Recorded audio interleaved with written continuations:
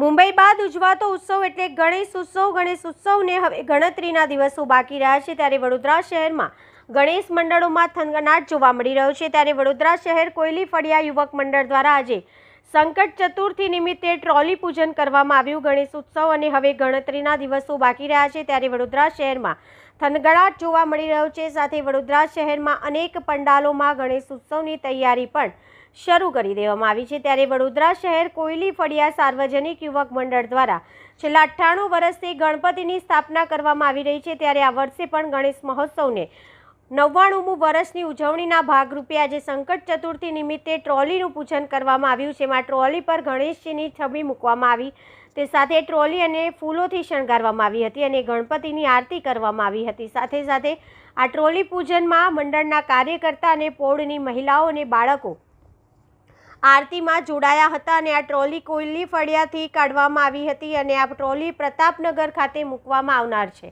અને 29 ઓગસ્ટ 2024ના રોજ ગણપતિનું સાંજે 7 કલાકે આગમન કરવામાં આવનાર છે.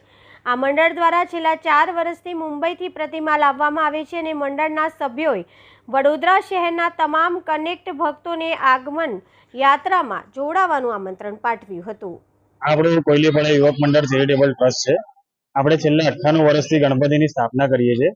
આ વર્ષે આપણે 99મું વર્ષ છે. આજે અમે ગણેશ ચતુર્થી નિમિત્તે ટ્રોલીની પૂજા રાખી હતી. ટ્રોલીની પૂજા કરી ગણેશ ચતુર્થીની આરતી કરી ફળિયાના બધા મહિલાઓ યુવાનો બધા ભેગા થઈને એક સાથે મળીને આરતી કરી છે.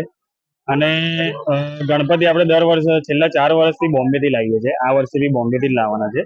અને ગણપતિ અત્યારે ટ્રોલી અમે લોકો યમુના મિલ મૂકવા જઈશું અને 29 તારીખ ઓગસ્ટ 2024 સાંજે 7 વાગે આગમન યાત્રા રાખેલી છે. ગણેશ ભક્તોને શું મેસેજ આપવા માંગો? ગણેશ ભક્તોને એક મેસેજ એવો આપીશ કે 29 તારીખે બધા આવો, યાત્રામાં જોડાઓ, આગમન યાત્રામાં, અને બધાને સાથ સહકાર આપો. તમને પરિચય? એવું સંકેત વિચારે કોયલી ફળિયા યુવક મંડળ.